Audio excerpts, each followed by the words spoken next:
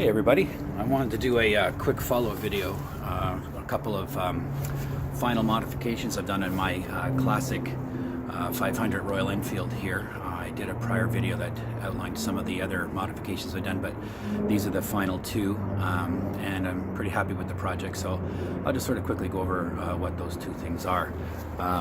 Basically, it is the tank strap, like a lot of other riders. Pushing off the center stand.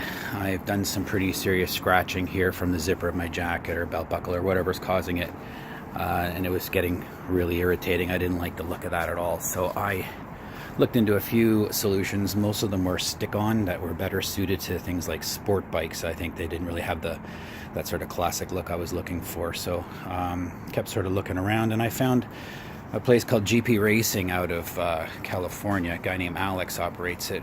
Good people, good communication, and they get a good online catalog there to look through, and they have, for Royal Enfield, these leather straps available. I understand they're made in France, I believe. So I ordered one in black to match the black and green sort of theme of the bike, and it arrived, and installation wasn't terribly difficult. I lifted the rear end of the gas tank up, passed the strap under on both sides.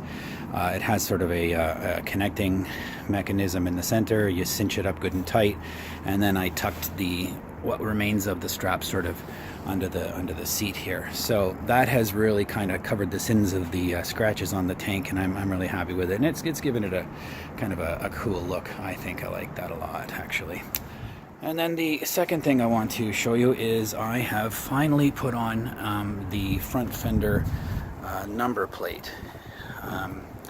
Something I've wanted to do virtually since the day I got the bike, but I wasn't sure how to do it and get it right and do it properly. So let me show you one way that wasn't going to be okay, and then the one way that I did it that turned out the way exactly how I wanted it. The first thing I did was I went and I picked up one of these. Perhaps you've seen these. I guess it looks pretty cool, but there is a problem. This is the problem: the curvature. The fender has a curvature, but the mounting bolts are not curved. They come straight down. So if you were to drill holes in your fender to receive this, the holes would have to be oval. It's hard for me to sort of explain, but the way that they would come down, they would sort of splay outward, and when you try to cinch up the bolts on the underside of the fender, they wouldn't sit right because they would be coming straight up and down when in fact they should be more angled. I hope that makes some sense, but be cautious if you are using this, that you get your holes right, because it's really not properly angled for that. And if you've had some luck with these, then I'm glad to hear that. That's great, but it just wasn't going to work out for me. So what I did was I had to rethink the entirety of the situation. So I decided that I was going to go with 3 independent mounts, and I went with brass to keep the sort of a vintage look going on here. And then I bought this, and this was actually just a plain chrome plate, and it had nothing on it. It actually flanged out both at the front and the back, but I like the look of the front being blunt and the back being flanged out, so I put it on my bench grinder and took this down to a rounded front edge. Then I picked up some of this material, and you've probably seen this before. This is an Automotive Wrap.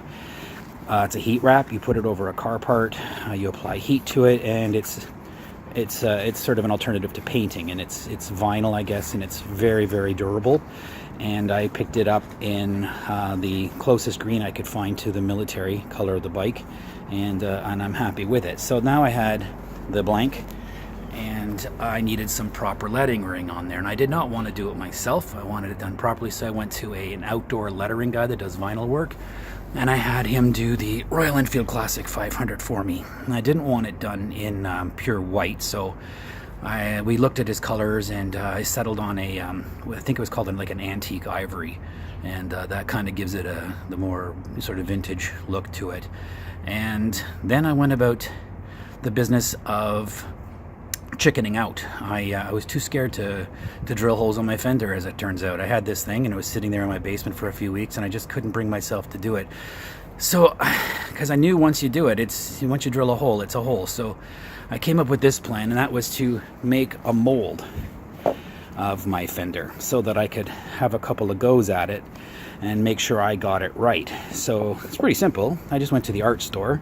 You can buy this material super cheap. All it is the plaster cloth that you use to make casts, like if you break your arm, but there's also like arts applications for it. So I picked up a roll of this. It's super duper cheap.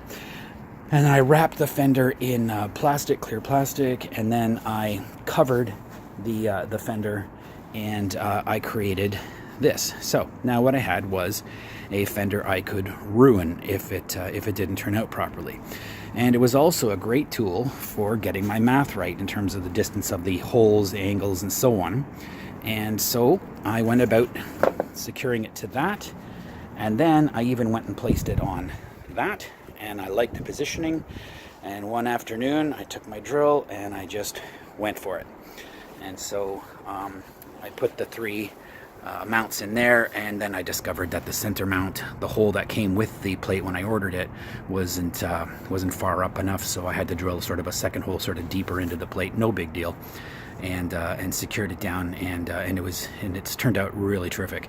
All I had to do, incidentally, was just raise the fender up. I didn't have to remove it. Certainly didn't have to take the wheel off. I just raised up the fender just a couple inches just to get my my wrench under there, and it's good and tight. Now the washers I've used have a rubber bottom to them. I didn't want metal on metal, so those you can get at the hardware store. It's just simple little rubber bottomed washers, both top and underneath. They are there as well, and it's extremely secure.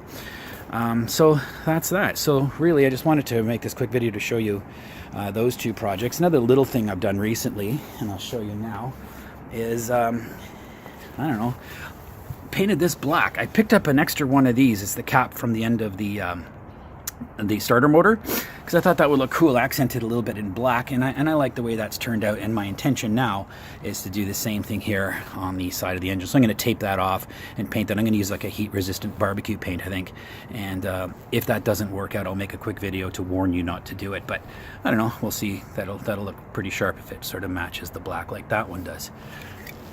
So that's really it. For those of you who haven't seen my other video, I'll just go quickly over some of the other quick modifications I've done. Starting at the front here, the tires are now TKC 80 knobby tires. There's I got a couple of little valve covers there that are grenades, in keeping with the sort of the theme of the bike. Moving up, I've got peak covers on the indicators. I swapped out the 5-inch headlight that comes with the export Royal Enfields and put on the proper 7-inch with the peak. The mirrors, I took off those long, thin scooter style mirrors and put on these non-vibrating heavy duty mirrors, and I painted them NATO green. That's, by the way, the color, the closest I have found for the bike anyway. So that's another modification there. The handlebars are now scramble handlebars, which gives me a sort of a wider hold on the bike, which manages some of the vibrations you hear about, although those have virtually disappeared now that the bike's all well broken in. The seats are Lysette style spring seats. Like the look of those, so I had those swapped in. Rebadged the bike all in black, took off all the white and replaced it with black. There's a battery belt here that kind of gives it that vintage look, but it also functions to keep that battery cover from popping off. I have a vintage 1948 British tax disc that I've sort of created on the internet, and did some printing on it to make it say Royal Enfield green, just as a sort of a tribute to the heritage of the bike. The bike was designed in 1948, so that's why I kind of wanted to have that there. That same NATO green is now what I've done to the horn, painted that. What else? Got the rear taillight caged in, and some more badging that I've done, and otherwise the bike is just as it is, and it's all nicely broken in. And frankly, I think I am done in terms of this project, so I'm really happy with how it turned out. And that's one of the things I like about Royal Enfield, is you can put your own sort of signature on it, and this is mine. Hope you like it. Thanks, everybody.